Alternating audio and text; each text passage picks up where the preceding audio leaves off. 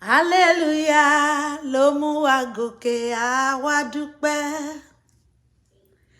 Hallelujah ló mú wa gòkè nínú ewu. Hallelujah ló mú wa gòkè máwọn ọ̀tá lọ́wọ́. Hallelujah ló mú wa gòkè odò. Ọlọ́run ìṣẹ̀dá, ọba tí gbogbo ẹ̀dá ń kọrin hallelujah sí, ayérayé nínú àwọn ọ̀run, ọlọ́run tó ní gbogbo ìgbà, tó ní gbogbo àkókò ní ìkáwọ́ rẹ̀, ẹ̀rù jẹ̀jẹ̀ létí òkun ò wí bẹ́ẹ̀ ṣe bẹ́ẹ̀, alálèdè àjíwúre, ọba kìkì ọgbọ́n, kìkì ìmọ̀, kìkì òye, atófaratì bí òkè, atógbáralé, atófẹ̀yìntì, ọlọ́run tí gbogbo ẹ̀dá ń bọ. Ògo ni fórúkọ rẹ o, ọba tó tún jẹ́ ká mọ ọjọ́ kẹjọ nínú oṣù kejìlá ọdún 2023, kì í ṣe nípa ọgbọ́n tàbí òye tàbí ìmọ̀ wa. Ògo ni fórúkọ rẹ, dàńsákì olódùmarè, ọlọ́run gba ọpẹ́ wa. Atọrọ fún ìdáríjì ẹ̀ṣẹ̀ ní kùtùkùtù òwúrọ̀ lónìí, ọlọ́run dáríjì wá o, àánú wa jẹ́ kí o ṣe ọ́, Jésù agbára wa. Gbogbo ẹ̀dá ènìyàn tó ń gbọ́ mi níbi yòówù kó ti máa gbọ́ mi lónìí, lórúkọ Jésù, léyìí tó kù kọ́dún yìí ó parí, orin hallelujah kò ní tán lẹ́nu rẹ. Lórí ohun gbogbo tó ń fi ọkàn gbàdúrà sí Ọlọ́run sí, lórúkọ Jésù mo ní orin hallelujah yóò tẹnu rẹ jáde. Gbọ́ ìwé etí tó ń gbọ́ mi lónìí, léyìí tó kù kọ́dún yìí ó parí, ọ̀rọ̀ bí ọpẹ́ bí ẹ̀rín kò ní tán nínú ilé rẹ. Léyìí tó kù kọ́dún yìí ó parí, ọ̀rọ̀ bí ijó bí ayọ̀ kò ní tán lọ́dẹ̀dẹ̀ rẹ. Lórúkọ Jésù, léyìí tó kù kọ́dún yìí ó parí, ìdágìrì àti ìbànújẹ́ kò ní ti ilé rẹ jáde.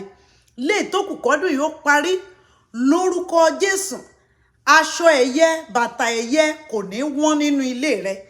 Léyìí tó kù kọ́dún yìí ó parí, lórúkọ Jésù, ẹ̀rẹ̀kẹ́ ayọ̀ òun lọ́lọ́run yóò fi sí ọ lẹ́nu. Léyìí tó kù kọ́dún yìí ó parí, lórúkọ Jésù, gbogbo ẹbí ará ọ̀rẹ́ wọn ò parapọ̀ wọn ò bá ọ dúpẹ́. Léyìí tó kù kọ́dún yìí ó parí, lórúkọ Jésù, ọ̀gọ̀ọ̀rọ̀gọ̀ ènìyàn wọn ò wá láti wá bá ọ gbégbá ọpẹ́. Mo gbàdúrà fún ọ, bó o ti ń dúpẹ́ kan tán ní ìkejì á máa wọlé, ọpẹ́ á máa ṣubú lu ọpẹ́, orin ayọ̀ á máa ṣubú lu orin ayọ̀, ẹ̀rín á máa ṣubú lu ẹ̀rín nínú ilé rẹ kọ́dún yìí ó tó parí, lórúkọ Jésù.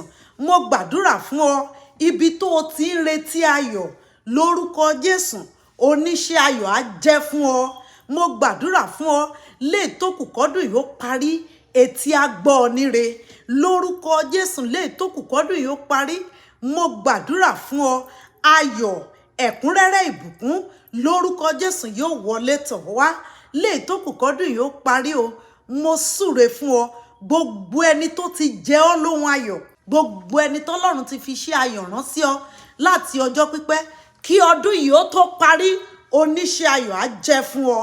Lórúkọ Jésù, mo súre fún ọ bí ikọ̀ àti ìríjú Olódùmarè, gbogbo ẹni tó fi ẹ̀rín rẹ pamọ́, lórúkọ Jésù, ọ̀run á gbà fún ọ lọ́wọ́ wọn kọ́dún yìí ó tó parí. Lórúkọ Jésù, gbogbo ẹni tó jẹ ọ́ ní gbèsè ohun rere, gbogbo ẹni tó jẹ ọ́ ní gbèsè ayọ̀, gbogbo ẹni tó jẹ ọ́ ní gbèsè ẹ̀rín, kí ọdún yìí ó tó parí, lórúkọ Jésù, wọ́n á jíṣẹ́ ayọ̀ fún ọ.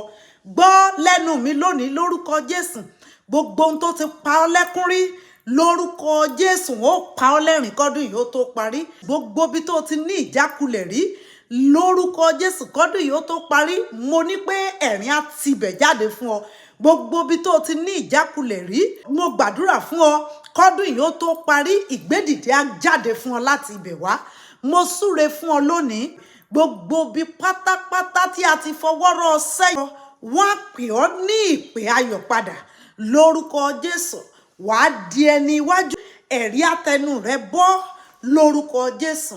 Wàá ní ẹ̀rí ayọ̀, wàá ní ẹ̀rí rere kọ́dún yìí ó tó parí. Mo súre fún ọ, gbogbo ohun pátápátá tó ti gbomijé ìkorò lójú rẹ rí, léyìí tó kù kọ́dún yìí ó parí, orin hallelujah yóò gbẹnu rẹ kan lórí wọn. bẹ́ẹ̀ lọ́lọ́run wí. Ẹ jẹ́ ká rí pa àgbàdúrà yìí ká fi ránṣẹ́ sáwọn ẹlòmíràn. Èmi náà yìí Lady Evangelist Bọ́láńlé Ọlátòbí Ọlọ́finlóye.